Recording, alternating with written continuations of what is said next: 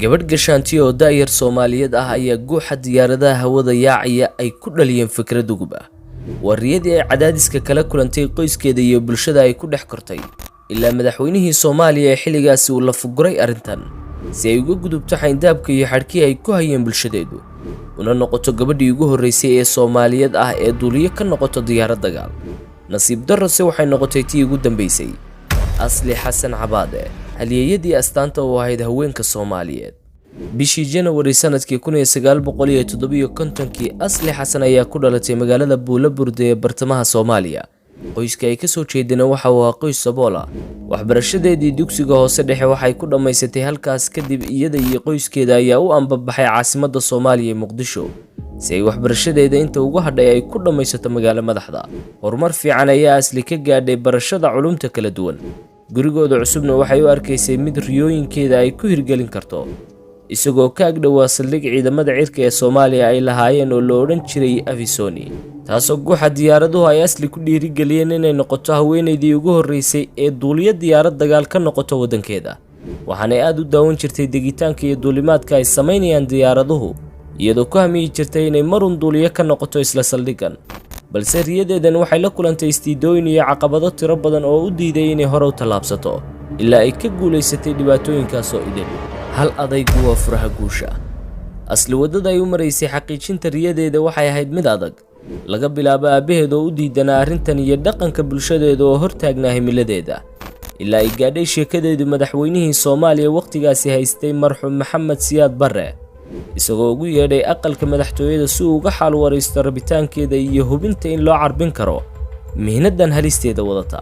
waxaana uu sharaxay shaqadan ay codsanayso dhibka iyo adayga ku xeeran, balse hal adayg iyo go'aan qaadashadii Asli waxa uu ka gacan sareeyay loolanadii kaga imanayay laga bilaabo aabbaheed ilaa madaxweynihii dalka, iyadoo qayb ka noqotay ardaydii wax ka baran jirtay xerada tababarka ciidamada cirka ee Soomaaliya.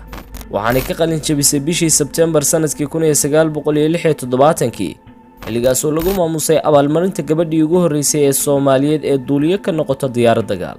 10 sano ayay ku jirtay shaqadan adag ee ay u haysay waddankeeda, waxaanay ku yeelatay magac ballaadhan oo ifaya, gaar ahaan markii ay ka qayb qaadatay dagaalkii xoreynta ee gobollada Ogaadeniya.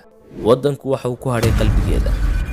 markii ay Asli dhammaysatay hawsheedii ciidan waxay u hayaantay waddanka Maraykanka, halkaasoo ay ku guursatay kuna dhashay 4 carruur ah, balse jacaylka ay u qabto waddankeeda marnaba kama baaqsanin Asli. 30 sano kadib waxay ku soo noqotay buqcaddii ay ku soo barbaartay, iyadoo u furtay daayarta waddanka tababaro ay ugu gudbinayso xirfadeedii ay ka howlgabtay si loo helo dhalinyaro cusub oo karti u leh inay dalkooda ka haqabtiraan baahida uu qabo ciidamada cirka. Asli kuma ekaanun inay kaalmooyin bilaash oo tababaro siiso daayarka, waxay sidoo kale caawisaa dadka saboolka ah. waxaana ka mid ah kaalmooyinkii bini'aadantinimo ee ugu weynaa ee Asli bixiso sannadii 2011 oo ay Soomaaliya u soo dirtay shixmado gawaadhi oo gargaar ah. sidoo kale Asli waxay ka qayb qaadatay korinta kaalinta haweenku uu ku leeyahay bulshada dhexdeeda, inkastoo ay ku faraxsan tahay inay ahayd haweeneydii ugu horreysay ee Soomaaliyeed ee duuliye ka noqoto diyaarad dagaal. haddana waxa uu ku taalo ku reebtay inay ahayd gabadhii ugu dambeysay iyadoo 40 sannadood laga joogo. kursi intaa soo qaata banaanka soo dhigta ayaa arki jiray diyaaradihii ciidanka cirka dagaalka oo kacay degayo markaas niyad aan gashtay. waxaan dhihi jiray ilaahu ha idilin anoo garoonkan ka kicin oon ku soo degin.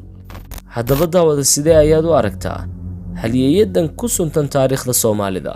halkani waa Swaydeli TV. fadlan haddaad nagu cusub tahay subscribe noo saar, dawankana taabo si muuqaal kastoo aan halkan aan ku baahino uu ku soo gaadho. mahadsanid.